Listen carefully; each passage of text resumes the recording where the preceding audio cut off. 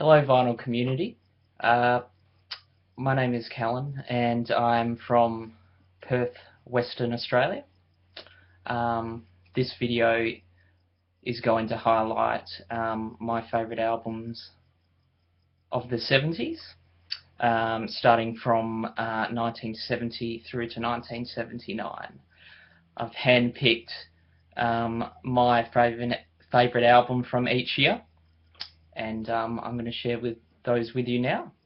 This is my first vinyl community upload, so hopefully there'll be many more to come. So let's start. 1970.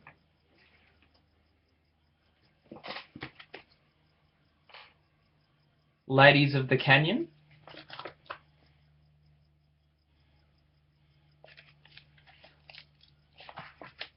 Joni Mitchell. This is probably one of the better singer-songwriter albums of that period. There's some great songs on this album. What made her well known was Big Yellow Taxi. That's featured on this. That's the song that made her a household name. However, there's other tracks on here like The Circle Game, Conversation, Woodstock, Morning Morgantown. You know, some of these tracks are really essential listening. So I highly recommend you grab this if you haven't heard her already. I think this is a pretty good entry point for her stuff as well. If you're just starting out or you would like to get into Joni Mitchell, this is a really good one to grab.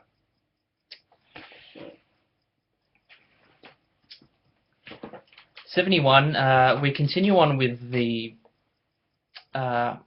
Valley,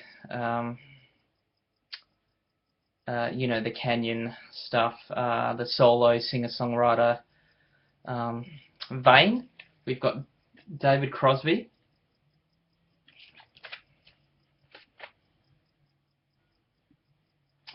If Only I Could Remember My Name.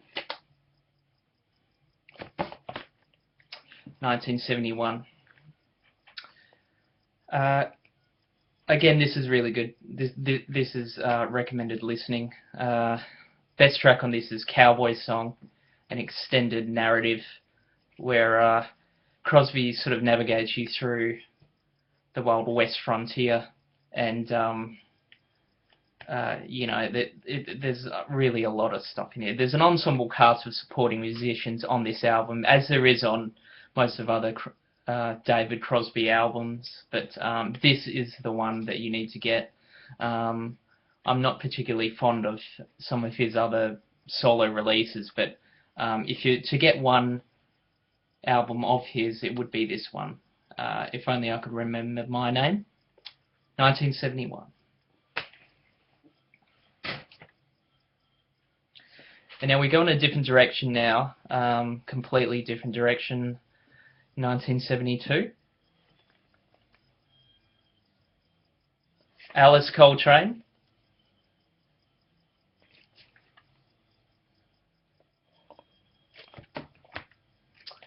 Lord of Lords.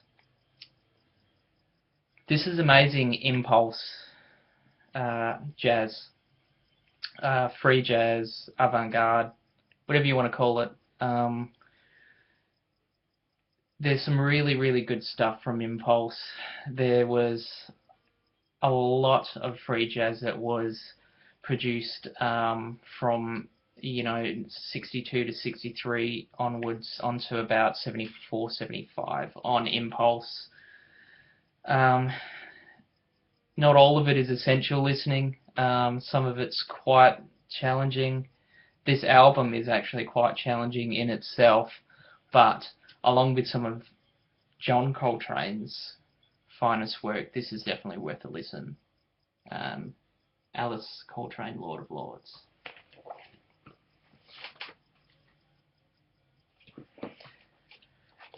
'73. New York Dolls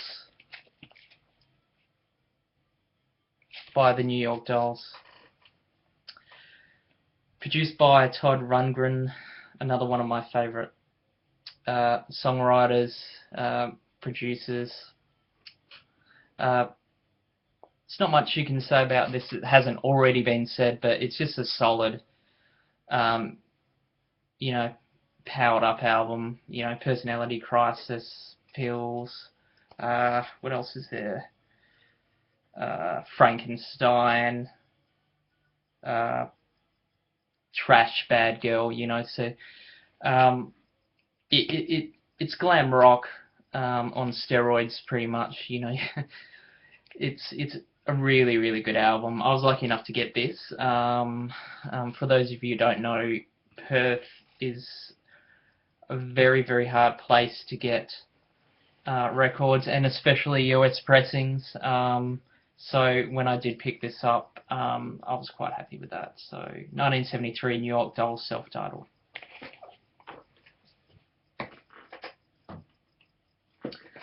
Alright, we're going to swing back into European jazz. Jan Garbarek, Keith Jarrett, Parley Danielson, John Christensen, Belonging. This is on ECM, one of the labels that I collect amongst a lot of other ones, but this is a really great album. You've got Jan on sax, you know, tenor, Keith Jarrett, and you've got the other two there which make up the quartet, and it's a brilliant album. A lot of people say that some of the ECM stuff sounds very lifeless and sterile and all the rest of it, but this is a really, really good album. Definitely recommend you check it out. That one there. Belonging, Jan Garbarek, Keith Jarrett, 1974 ECM. And really biased, I guess, with some artists, so you'll have to forgive me for that. But 1975, Hissing of Summer Lawns, Joni Mitchell. Now this, along with Ladies of the Canyon, is her best work, I believe. This is the best, and then Ladies of the Canyon would be a close second. This has got a lot of jazz undertones, and there's a lot of, I guess you could call it, concepts that run throughout this record which aren't probably evident on first listen, but with repeated listens you reveal a lot more about the stories that are involved and the themes that run throughout the course of the album. Some of the best tracks on here: Don't Interrupt the Sorrow, Shades of Scarlet, Conquering, Shadows and Light. So really good. 1975.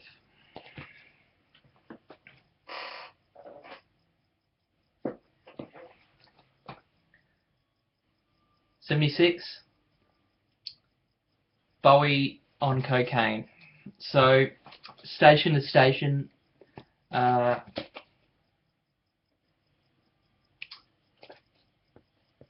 title track, probably the pinnacle of his work in regards to songwriting, compositional structure and production. It's highly recommended. This gets overlooked because the Berlin Trilogy followed and everybody raves on Low, which is a great album, but Station to Station for me is, I believe, his best.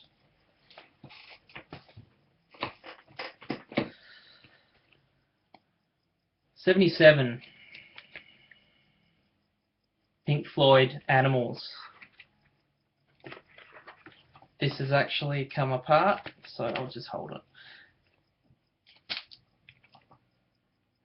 This is the epitome of premier prog rock from the '70s. I don't think anything else surpasses this, as much as there's the much highly lauded Dark Side and Wish You Were Here albums, this is the epitome of good prog rock. 1977, cracks were starting to appear within the lineup, and a lot of the themes on this album cover, hard family life, isolation, people dealing with industrialization of the world, commercialism. So there's a lot of things that this covers, all in, I guess, using animals metaphorically. And I guess you could say that this could be maybe an audio equivalent of George Orwell's Animal Farm in a sense, that it covers those sort of themes, but probably not as political as Animal Farm, but still it has some of those elements in it.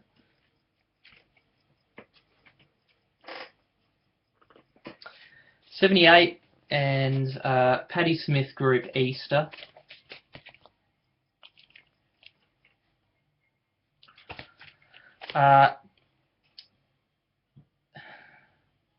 It was hard not to put horses in, but I really like Easter. I think it's equally as strong. It's probably more concise. It's probably a bit tighter. It's probably not as much freeform lyricism as Horses, but I still think this is quite a good album. I really like Wave as well, but I don't think it's as appreciated as it should be. Because the Night, Rock and Roll Nigger. Those are some really great tracks.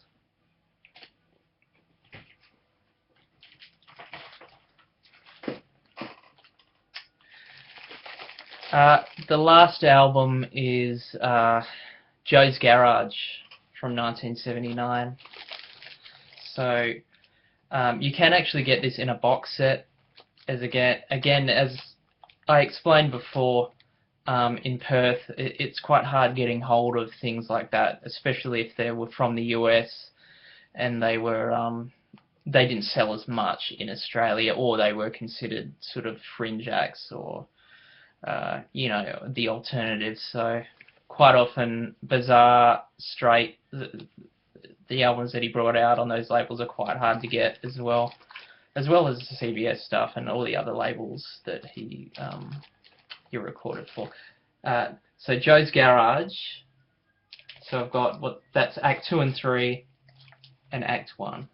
So this comprises one piece of work. So in 3 acts, and you can go on about it forever, or you can go on about Frank Zappa forever, but this is literally, I think, some of the most astounding, gobsmacking lyrical ideas that I've ever heard. And I think it demands to be heard at least once. I highly recommend it. It's a great trip.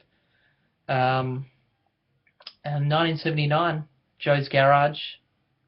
That's my top albums for the 70s by year.